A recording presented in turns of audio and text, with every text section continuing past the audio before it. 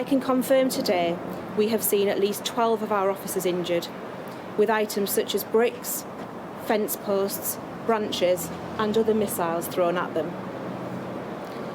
Our police dogs suffered minor injuries after missiles were launched at them, and horses had bricks, eggs, bottles and beer cans thrown at their heads. They were spat at and threats made to cut the saddles in an attempt to injure the riders. So far we have had 6 arrests, 1 in Sheffield and 5 in Rotherham, with 1 person already charged and before the court this morning. Please be assured we expect this number to increase significantly over the coming days. It began yesterday around 11:30 a.m. when a group of 250 arrived in the Manvers area of Wath-upon-Dearne. A further group of around 500 people arrived shortly after. We believe held far-right and anti-immigration views. At the same time, a large crowd began to gather in Sheffield city centre, diverting a number of force resources. It was at this point we began to see an escalation in violence in Wath. Hotel windows were smashed and there was a concerted effort to cause damage to the interior and serious harm to those inside.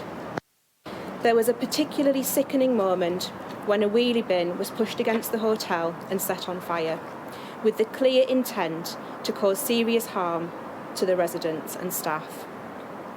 It was known there were people residing and working in the hotel, but the mindless individuals responsible had absolutely no regard for their safety.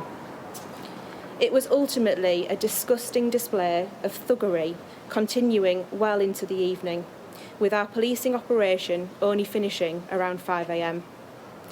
I want to say a heartfelt thanks to all those involved from South Yorkshire Police and the many forces who provided us with mutual aid, our partners in the fire and ambulance service, and local partners for their continued support. I would also like to thank those who've already sent kind messages to the force. Officers have worked through the night to begin identifying those involved in these horrendous scenes. Please be assured, if you were there, we will find you, and you will be held accountable for your part in yesterday's violence. To our local communities, and particularly in Manvers, yesterday was a dark day, and we know this was felt across our county. Our priority will always be public safety, and you will see an increase of officers across South Yorkshire over the coming weeks.